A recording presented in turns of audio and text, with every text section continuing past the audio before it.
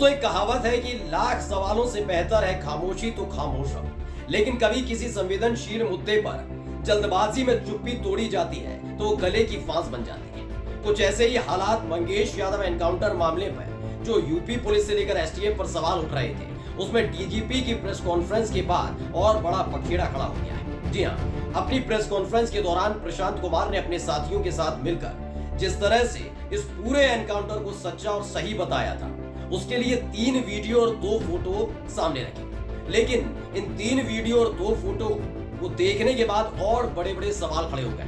अखिलेश यादव के उन सवालों पर ये पूरा बखेड़ा शुरू हुआ था, जिसमें उन्होंने बताया था कि कैसे जाति और धर्म देखकर उत्तर प्रदेश सरकार के इशारे पर उत्तर प्रदेश की पुलिस कार्रवाई करती है। लेकिन डीजीपी ने जब आगे आकर सफाई दी तो सफाई ने इस एनकाउंटर पर कई और नए बड़े सवाल खड़े कर दिए हैं।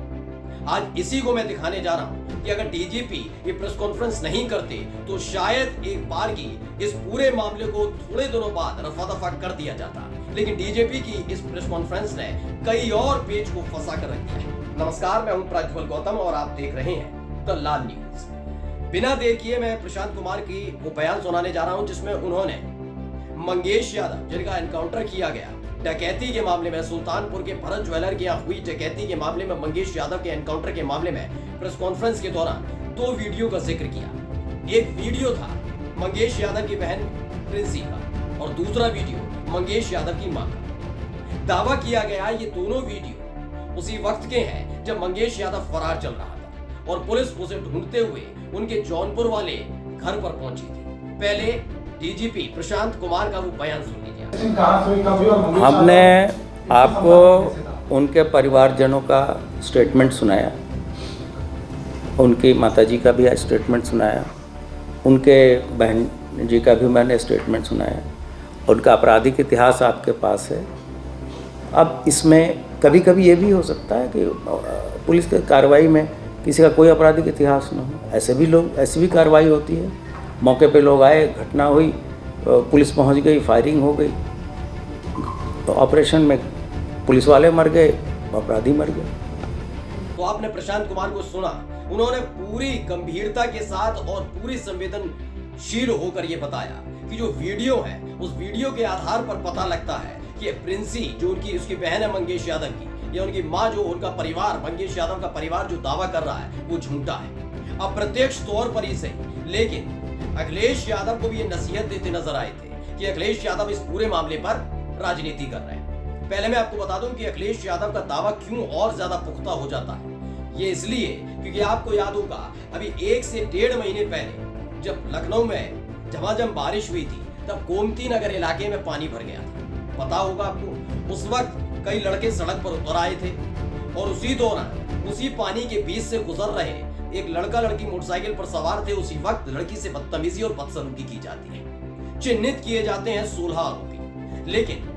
योगी आदित्यनाथ जिन्होंने संवैधानिक पद की शपथ ली है, संविधान की शपथ ली है, वो विधानसभा के अंदर खड़े होकर उन 16 आरोपियों में से सिर्फ 2 लोगों के नाम का जिक्र करते हैं, एक मुस्लिम और एक यादव। बाकी 16 आरोपियों के बारे में कोई जिक्र नहीं करते। इससे पता लगता है कि वो मुसलमानों और यादवों को लेकर क्या अपनी सोच, क्या विचार रखते हैं। खैर, इससे आगे की कहानी मंगेश यादव की है। मंगेश यादव वाले मसले में हर कोई जानता है कि सुल्तानपुर के भरत ज्वेलर के यहाँ 28 अगस्त को भरी दोपहरी में डाका डाला जाता है। 5 आरोपी पहुंचते हैं और हथियारों के दम पर लूट की और डकैती की वारदात को अंजाम देते हैं। इस डकैती की वारदात के बाद 1 सितंबर को एनकाउंटर होता है, जिसमें से 2 आरोपी जो योगी आदित्यनाथ की सजाती है, यानी ठाकुर जाति से आते हैं, उनके पैर में गोली मारकर उन्हें गिरफ्तार कर लिया जाता है। 4 सितंबर को इस पूरे मामले का मास्टरमाइंड विपिन सिंह पुलिस से बचते बचाते बड़ी आसानी से कोर्ट में सरेंडर कर देता है।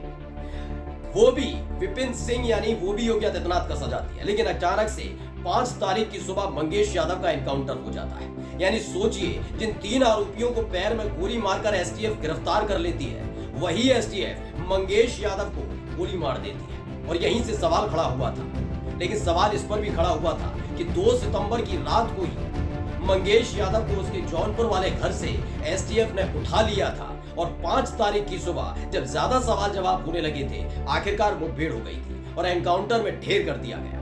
कई और सवाल है, लेकिन उससे पहले मैं एक वीडियो दिखाने जा रहा हूं, इस वीडियो को देखिए। क्या फिर से बताइए, क्या नाम है आपका?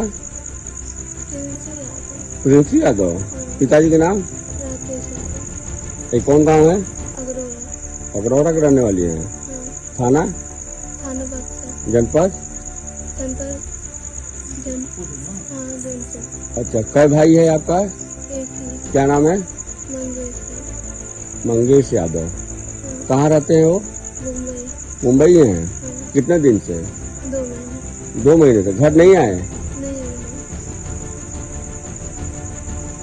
फिर आप उसके ऊपर तो मुकदमे हैं लूट उट के, तो अब कायदे से रहता है ना?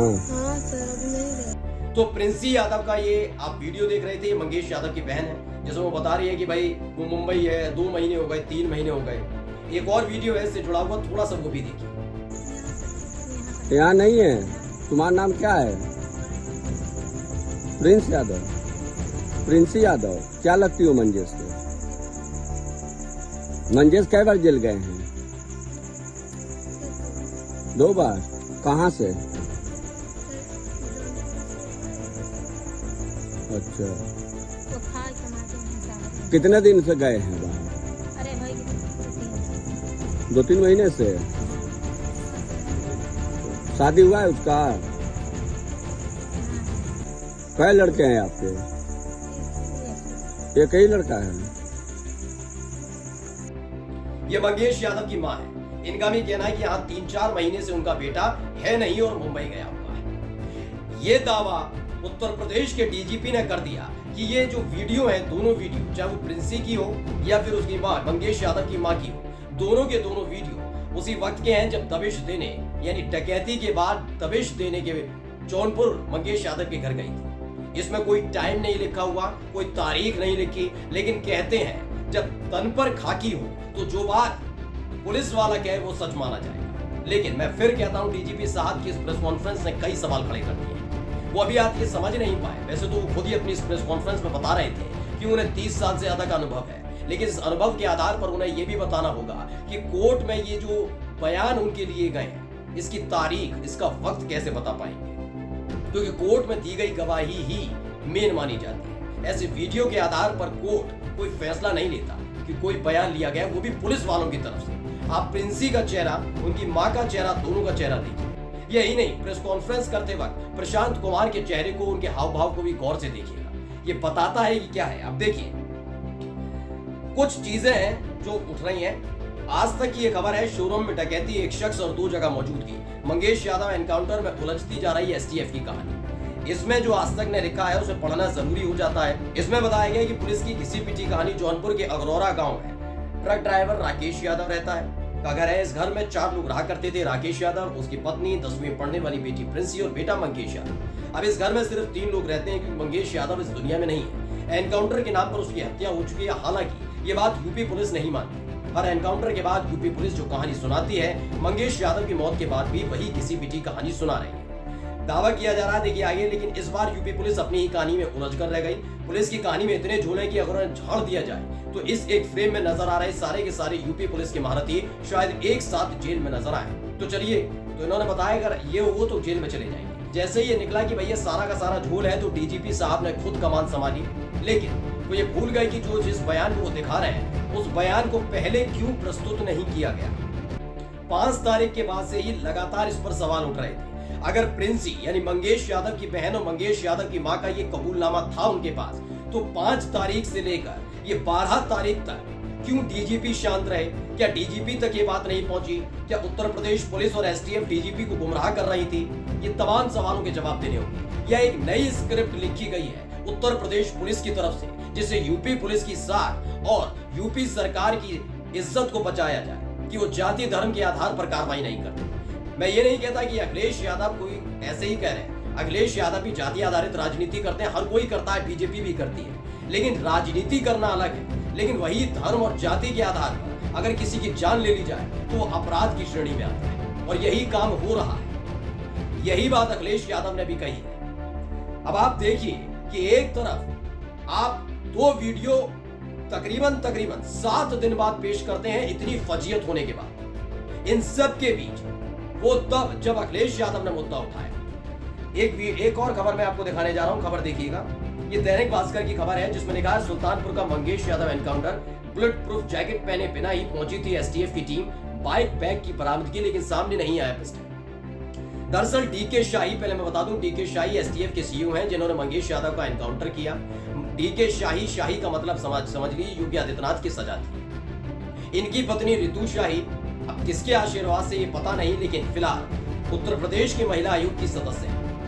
ऐसे में अब 3 जो ठाकुर जाति के होते हैं इसी पूरे मामले में अपराधी, आरोपी कहिए, अपराधी कहिए, जो भी मानिए, उन तीनों को आसानी से गिरफ्तार कर लिया जाता है या फिर वो सरेंडर कर देता है। केवल एक जो यादव जाति से आता है उसका इनकाउंटर होता है। ये तमाम सवालों के जवाब जरूर बार बार डीजीपी साहब कह रहे हैं, प्रशांत कुमार कह रहे हैं कि वो सुप्रीम कोर्ट से लेकर हाई कोर्ट हर अदालत में साक्ष्य प्रस्तुत कर देंगे, लेकिन जो साक्ष्य उन्होंने प्रेस कॉन्फ्रेंस में प्रस्तुत करके यूपी सरकार की साख और अपनी खाकी की इज्जत बचाने की कोशिश की है, क्या वो पर्याप्त है? क्या अखिलेश यादव के इन सवालों का वो जवाब दे पाएंगे कि आखिरकार एसटीएफ कहां पर इतनी ज्यादा कमजोर पड़ गई कि 3 अपराधियों को आसानी से पैर में गोली मार कर गिरफ्तार कर लिया जाता है? ऐसी कौन सी स्थिति बनी कि तीनों तरफ से घिरे हुए मंगेश यादव की पर गोली चलानी पड़ी, उसे ढेर करना पड़ा? नमस्कार।